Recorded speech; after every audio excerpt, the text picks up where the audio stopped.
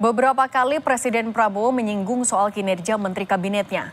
Apa makna pernyataan Presiden yang menyebut menteri yang kerja lambat? Kami bahas bersama pengamat Direktur Parameter Politik Indonesia Adi Prayitno dan Wakil Ketua Umum Partai Golkar Ahmad Doli Kurnia. Selamat petang semuanya. Selamat petang. Assalamualaikum warahmatullahi wabarakatuh. Waalaikumsalam warahmatullahi wabarakatuh. Mas Adi, oke, peringatan kan biasanya diawali dengan insiden dulu, ada pemicunya. Nah, kalau konteksnya di sini, Anda melihat ini ya peringatan biasa atau ada kejadian atau justru menteri yang jadi pemantiknya? Ya, saya kira ini semacam ultimatum politik yang diberikan oleh seorang presiden kepada para pembantunya untuk mampu bergerak cepat dan mengakselerasi semua keinginan-keinginan presiden, ya, terutama kebijakan-kebijakan yang populis. Oleh karena itu bagi saya ketika presiden mengatakan yang tidak bisa bekerja dengan cepat akan ditinggalkan di tengah jalan, bagi saya ini semacam peringatan keras bahwa bukan tidak mungkin para pembantu, menteri, wakil menteri, dan kepala badan tidak bisa bekerja dengan cepat, tidak mampu mengakselerasi keinginan presiden, ya pastinya akan diganti. Saya kira bukan kali ini saja sebenarnya Prabowo itu memberikan peringatan keras kepada para pembantunya. Dalam peringatan hari lahir Pancasila, secara terang benderang Prabowo juga mengultimatum para pembantunya, kalau mereka korup mereka akan disingkirkan, kalau mereka itu tidak bisa bekerja dengan baik, sebaiknya mundur sebelum dimundurkan. Artinya apa? Prabowo Subianto sebagai presiden tentu tidak mau buang-buang waktu hanya dengan menteri yang tidak bekerja secara maksimal. Artinya Mas Adi, ini adalah peringatan secara umum untuk semua menteri, bukan kepada menteri-menteri tertentu? Bagi saya ini adalah untuk menteri-menteri secara umum, karena bagi Prabowo masih cukup meyakini bahwa menterinya yang saat ini berada di Kabinet Merah Putih masih bisa diharapkan untuk bisa meningkatkan kinerja mereka, ya. Tapi secara prinsip bukan tidak mungkin Prabowo itu akan memberikan evaluasi yang secara signifikan. Saya kira keluhan-keluhan terkait dengan menteri, wakil menteri yang dinilai kontroversial dan kebijakan-kebijakannya itu kontraproduktif menjadi sorotan publik, kan juga disampaikan oleh Ahmad Muzani, Sekjen Gerindra sekaligus Ketua MPR. Itu bagi saya bukan statement yang main-main. Oleh karena itu, kalau saya jadi menteri agak merinding mendengar pernyataan presiden, karena bukan tidak mungkin dalam hitungan waktu tertentu akan terjadi pergantian dan menteri-menteri yang underperform tidak bekerja secara maksimal, ya mereka akan wassalam, akan ditinggalkan, akan diganti dan diresapel oleh yang lain. Oke, ini soal pergantian dulu. Nah, ini saya ke Bang Doli. Bang Doli, tapi sebagai partai dengan menteri yang paling banyak di kabinet, bagaimana Anda menerjemahkan peringatan presiden ini? Apakah Anda bisa menggarisbawahi, mengaitkan ini dengan kemungkinan adanya pergantian menteri? Iya, saya kira pertama saya setuju ya bahwa pernyataan ini adalah pernyataan yang sering disampaikan dan memang harus dilakukan terus-menerus oleh seorang presiden, ya. Apalagi kita sama-sama tahu Pak Prabowo punya target-target yang maju sekali gitu ya, programnya banyak sekali dan programnya masif gitu ya, yang sangat populis gitu. Sehingga memang harus visi itu, program yang sudah diterapkan itu harus didukung oleh jajaran kabinet atau pembantu presiden yang betul-betul bisa memenuhi standar kerja yang ditetapkan oleh Pak Presiden itu untuk mencapai target-target yang sudah disampaikan. Nah, jadi ini memang harus dilakukan dan sering harus dilakukan. Jadi sesuatu yang biasa menurut kami. Nah, oleh karena itu kami pun juga sebetulnya yang tadi disampaikan, kader-kader terbaik kami sudah kami sampaikan, kami tempatkan, termasuk bahkan ketua umum ya, orang nomor satu, orang yang terbaik di Partai Golkar itu sekarang masuk di dalam jajaran kabinetnya Pak Prabowo, Pak Gibran. Tentu kami terus mendorong supaya memang bekerja dengan sangat serius, dengan baik, dengan tingkat performance yang baik dan tinggi gitu. Dan kalau kemudian dikaitkan tadi soal evaluasi ya, tentu saya kira Pak Prabowo punya cara, punya mekanisme sendiri untuk melakukan evaluasi terhadap kinerja jajaran kabinetnya, dan yang saya kira yang paling tahu itu Pak Prabowo sendiri ya. Dan apakah masih bisa seorang menteri itu masih dianggap perform atau baik, bisa diteruskan dan seterusnya, itu yang paling tahu Pak Prabowo. Oke, yang paling tahu Pak Prabowo. Tapi kalau Mas Adi melihat kinerja menteri-menteri selama beberapa waktu terakhir ini, apakah ada menteri-menteri yang menurut Anda cukup mencolok untuk dievaluasi, apalagi kalau kaitannya dengan potensi dia pergantian menteri? Ya, saya kira dua hal kalau dikaitkan dengan soal evaluasi kinerja menteri. Pertama tentu terkait dengan kinerja ya, karena harus kita akui problem-problem strategis yang saat ini sedang dihadapi oleh rakyat terkait dengan misalnya sulitnya menjadi lapangan pekerjaan, angka kemiskinan yang terus bertambah, PHK terjadi di mana-mana, daya beli ekonomi yang semakin rendah. Saya kira itu adalah menjadi bahan evaluasi yang cukup penting.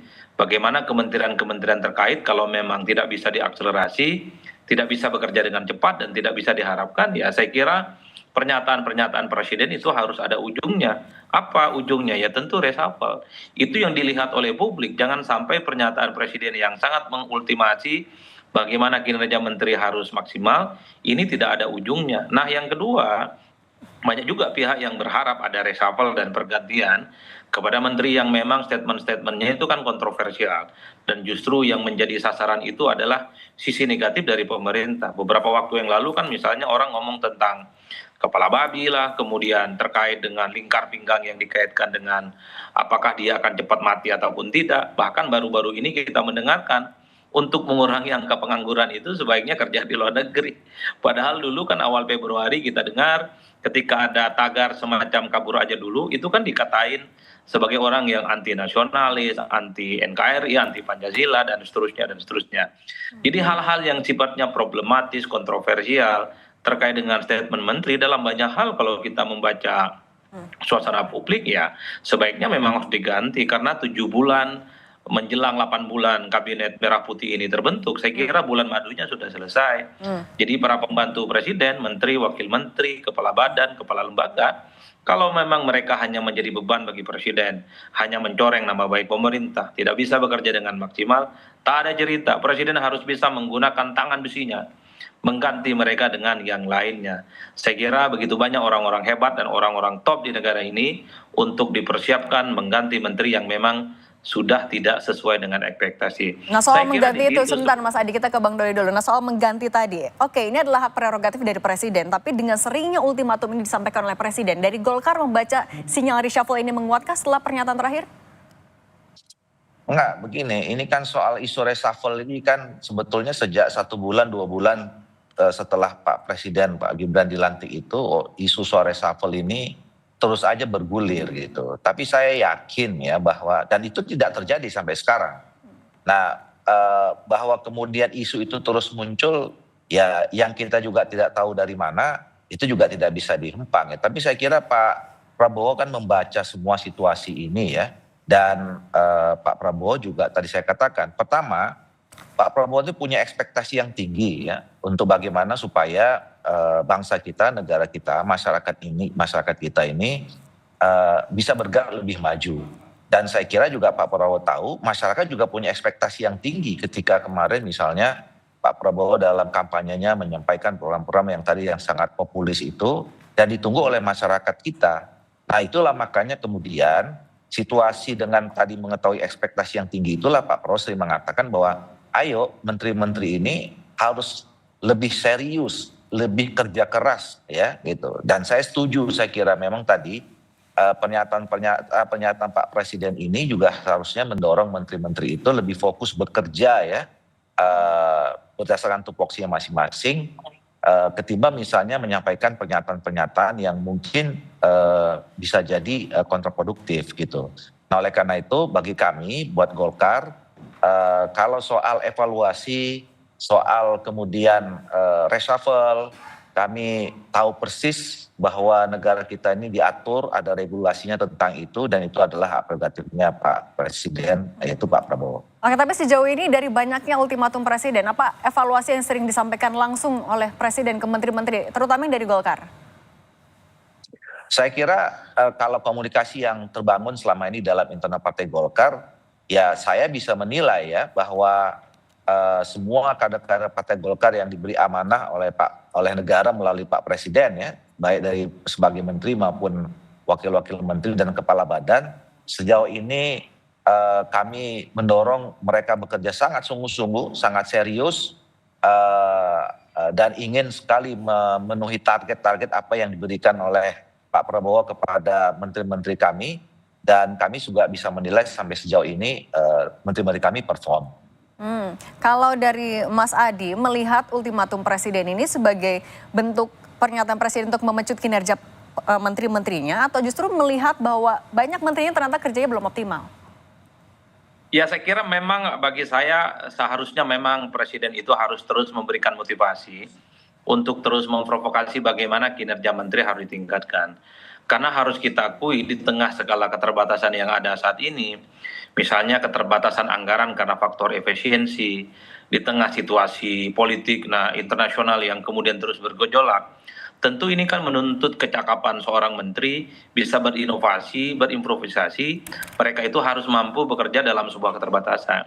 Jadi hal-hal yang semacam ini sepertinya diinginkan oleh Prabowo. Oleh karena itu wajar kalau di setiap event-event penting Prabowo selalu mengingatkan bahwa kalau para pembantunya itu memang tidak siap, tidak sanggup, ya silahkan mundur sebelum dimundurkan. Dan bahkan Prabowo ya beberapa waktu yang lalu memang juga sempat menyatakan kalau memang tidak bisa bekerja cepat akan ditinggal di pinggir jalan. Sekalipun ini tidak ada kaitannya dengan reshuffle, tentu terkait dengan pernyataan Prabowo beberapa waktu yang lalu bahwa tidak akan ada reshuffle, dan Prabowo sangat percaya dengan kinerja menterinya. Tapi bagi saya reshuffle itu adalah sunnatullah, tinggal nunggu waktu, dan ini akan terjadi bagi siapapun. Nah, itu apa yang ditunggu artinya oleh Pak Prabowo sebenarnya dengan banyaknya tadi yang Anda sebutkan kontroversi-kontroversi di kabinetnya? Ya, sepertinya nunggu waktu yang pas kapan harus segera dilakukan. Kalau publik berharap per hari ini sekalipun, kalau memang menteri tidak bisa diharapkan bekerja dengan maksimal, harus sudah mulai diganti. Sudah cukup 8 bulan mereka itu untuk dilihat apakah layak untuk dipertahankan atau justru misalnya diganti dengan yang lain. Karena saya kira bangsa yang besar ini butuh sentuhan-sentuhan di mana menteri itu memang bisa berkinerja dengan baik, bisa berinovasi, dan yang paling penting kreatif. Sehingga keinginan-keinginan Prabowo yang ingin menjadikan bangsa yang besar, berinovasi, industrialisasi, termasuk hilirisasi itu bisa terwujud. Inilah yang kita sebutkan bahwa harus ada ujungnya dari ultimatum ini semua. Kalau tidak ada ujungnya, ya ini hanya sebatas angin lalu, dan mungkin menteri akan menganggap ini semua hanya sebatas peringatan yang tidak akan ada ujung. Ujung dari itu semua tentu kalau kita berharap harus ada reshuffle. Oke. Harus ada reshuffle. Nah, tapi kalau Bang Doli, kalau Anda kan juga pasti ada penilaian internal sendiri Partai Golkar. Melihat menteri-menteri Anda yang bekerja selama berapa ya, 7-8 bulan ini, sudah 10/10 nilainya? Ya, seperti yang saya katakan tadi, bahwa kami menilai bahwa upaya, kemudian keseriusan, sungguh-sungguh bekerja itu sudah sangat luar biasa, dan kami lihat juga hasilnya cukup perform. Cuma begini, tadi soal apa yang ditunggu misalnya ya. Tadi saya katakan bahwa Pak Prabowo tentu punya sistem penilaian sendiri, ya, punya ukuran sendiri, punya cara sendiri, itu yang saya katakan, punya mekanisme sendiri, kapan, apa perlu, terus kemudian siapa, dan apa yang mau dilakukan oleh jajaran kabinetnya gitu. Nah, tapi saya yakin juga ya, termasuk juga seluruh menteri-menteri yang ada sekarang, termasuk menteri-menteri yang berasal dari Partai Golkar, tanpa ada pun ya pernyataan-pernyataan ultimatum seperti ini, saya yakin mereka juga pasti juga punya niat untuk bekerja sungguh-sungguh untuk kepentingan bangsa, negara, dan rakyat Indonesia. Nah, apalagi sering diingatkan oleh Pak Prabowo ya, ini kan udah beberapa kali saya kira itu. Tentu mereka akan tambah serius itu untuk melakukan yang terbaik apa yang mereka miliki untuk menyelesaikan tugas-tugas yang diberikan Pak Prabowo sebagai menteri. Gitu. Oke, Mas Adi, artinya jalan keluarnya untuk sebagai bentuk ultimatum yang real gitu, hanya reshuffle saja, atau sebenarnya pernyataan keras berkali-kali ini sudah bisa untuk meningkatkan kinerja menteri?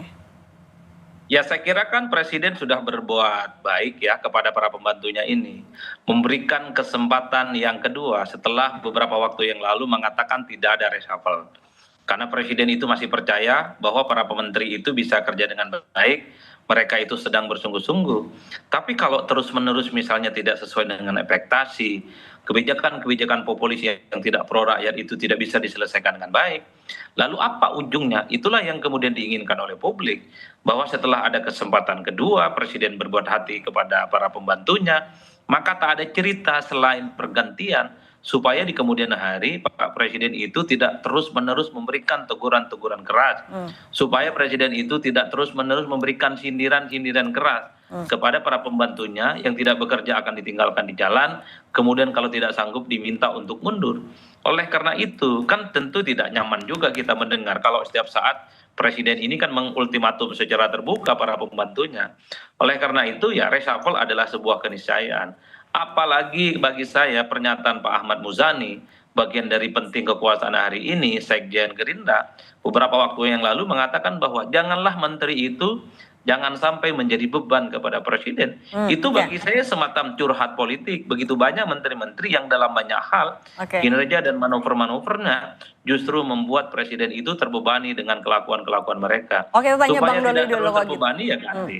Oke, kalau Bang Doli artinya sepakat juga kalau ini harus diakhiri dengan reshuffle agar tidak hanya sebatas peringatan terus-menerus? Singkat saja boleh? Sepertinya pengennya jawabannya harus reshuffle. Tapi begini, ya reshuffle itu kan sesuatu tadi disebutkan oleh Bung Adi ya. Reshuffle itu keniscayaan dalam sebuah periode kepemimpinan kepresidenan kita ya, yang sistem presidensial. Dan hampir tidak pernah tidak terjadi ada reshuffle dalam satu periode, apalagi di era reformasi ini. Nah, tapi tentu kapan momentum yang tepat itu, yang paling tahu persis itu adalah Pak Prabowo. Kita kan nggak tahu, kemarin tiba-tiba ada di tengah-tengah